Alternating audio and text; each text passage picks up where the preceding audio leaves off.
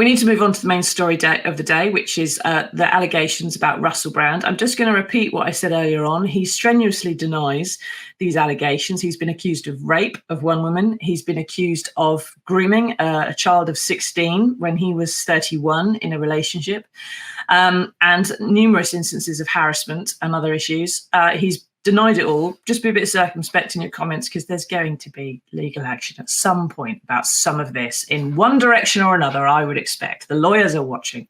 So TV chiefs are in a flat spin about this. They're facing questions about what they knew of Russell Brand's alleged behaviour when he was on our TV screens. He's not on our TV screens at the moment, hasn't been for years.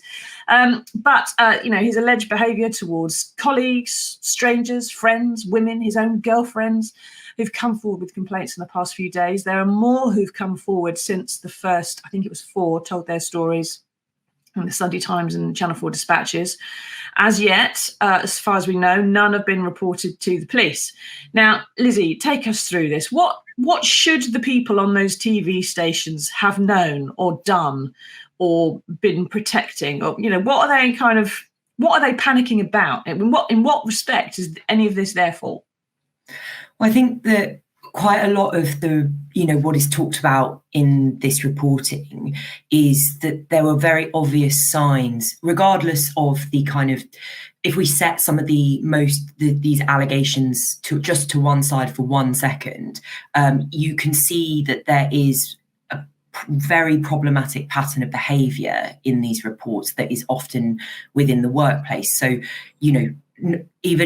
even if the big bosses at the BBC, at Channel 4 didn't know about the complaints that have been made of sort of rape and sexual assault, there is this sort of quite disturbing pattern that you can see in the claims made throughout all of this reporting about the way he was behaving at work. So, there are reports that he was asking producers to select women from the audiences of shows who he wanted to bring backstage, that he was often wandering around in his underwear, that he was urinating in bottles in sort of, in like dressing rooms. He was including in front, supposedly is alleged in front of a minor who was there on some sort of charity visit to the TV show, that he was just behaving in a way that is clearly wildly inappropriate in a workplace. Mm-hmm. And that people seem to know about this, his behavior was a sort of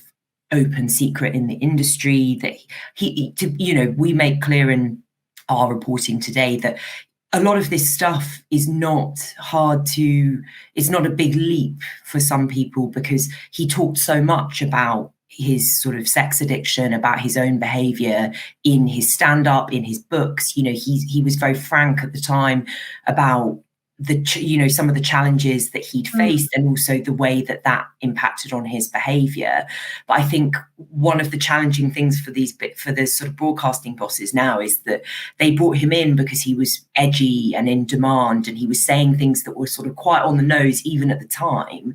But now public attitudes have changed quite a lot since the early 2000s, and people don't think that it's acceptable for you to behave way.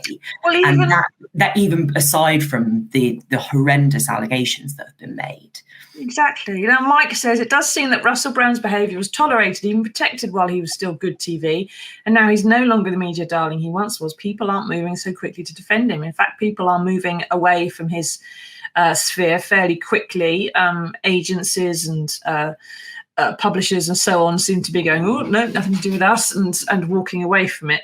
And Roy says, if you've been sexually assaulted or anything like that, the first thing you do is you report it to the police. Roy, I'm going to assume from what you've just said that you have not been sexually assaulted, because that is not the first thing you do. Right? The first thing you do is you sit down and you think, is there any point in me reporting this to the police? Is there any witnesses? Is there any evidence? Am I ever going to be believed? That's the first thing that you do if you've been sexually assaulted, Roy.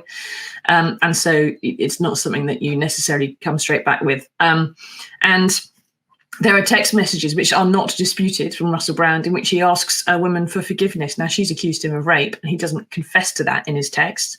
But I would suggest you don't ask a woman for forgiveness after she's raised an issue with you. about your sexual behaviour if you don't think you did anything wrong. But now Tom Bryan, our head of showbiz, has got a very illuminating column. He's explaining some of this in the paper today.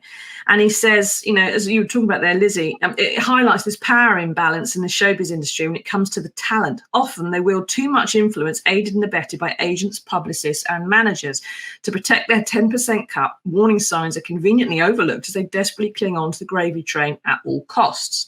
And Russell Brand, let's face it, regardless of any of the allegations that have been made in the last sort of 72 hours, he was booked because he wasn't just edgy or on the nose. He was making, he looked like a rock star, A.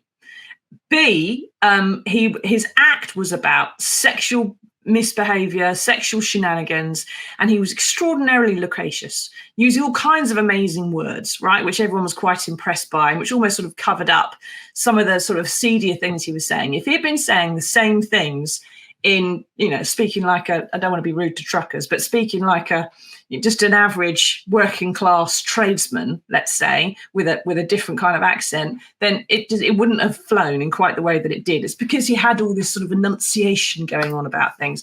Meghan says, isn't this how he was marketed? Yes, Meghan, it was. The wild, edgy, slightly unruly character. The fact he was unpredictable. At the time, it was used to benefit marketing and using the popularity of his character. Exactly. Channel 4, Big Brother, the BBC, they all had these guys. Now, they were using him because it made them look edgy as well. It brought a younger demographic in the viewers, didn't it, Lizzie? It brought people in to watch them, and that's what he was there for. And therefore, they were going to perhaps overlook some things. But the Radio 4 Today programme, the BBC, right, the Today programme this morning was playing footage from I think he was on Radio 2, in which he was discussing the female newsreader on air, talking about how sexy she was and how he wanted to crawl under the desk while she was doing the news reading and play with her thighs and so on. Now, she complained about it. She felt humiliated, but it was allowed to continue. And that's the kind of thing. It was being broadcast on national radio and TV, Lizzie. None of this stuff, although the allegations we've had about a 16-year-old and about rape, they're all new. But the kind of general behaviour was not hidden. And Yes. I almost feel that what bit of this shouldn't have come as a surprise to anybody, because if someone at one of those radio stations or TV programs had said at the beginning, Russell, that's fine, be edgy, do your comedy, but you know what? Don't bring in your colleagues, don't humiliate people. You can do what you do without this.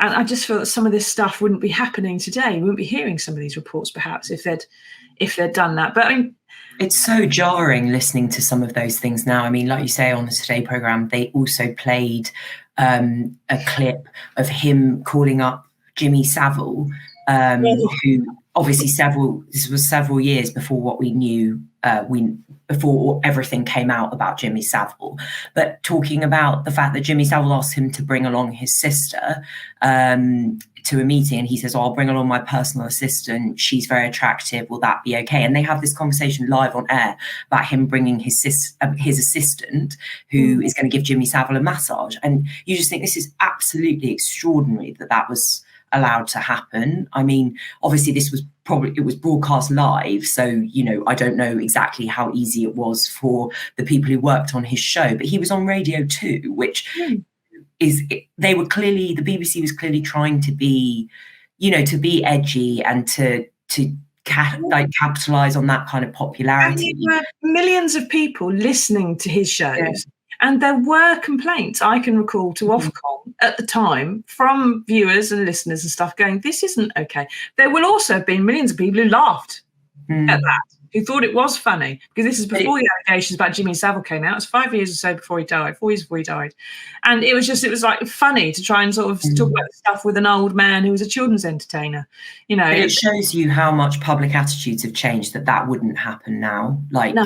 If somebody did that now, there would be an immediate outcry about it. And I suppose because social media has evolved so much since then, if that happened now, it would be all over Twitter, all over Facebook. The BBC would immediately hear that everybody was unhappy about it. Whereas back then, maybe the feedback was not as quick.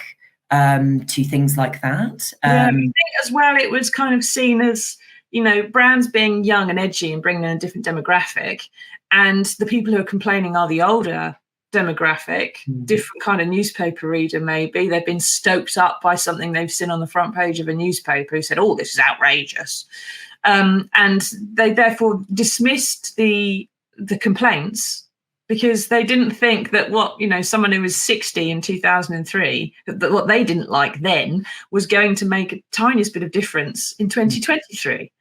That their attitudes were going out of date, as opposed to perhaps perhaps chiming somewhere with what other things were going to be happening. And Philip says, it's strange how the country can be duped by people who use fancy words. Russell Brand and Boris Johnson seem very similar.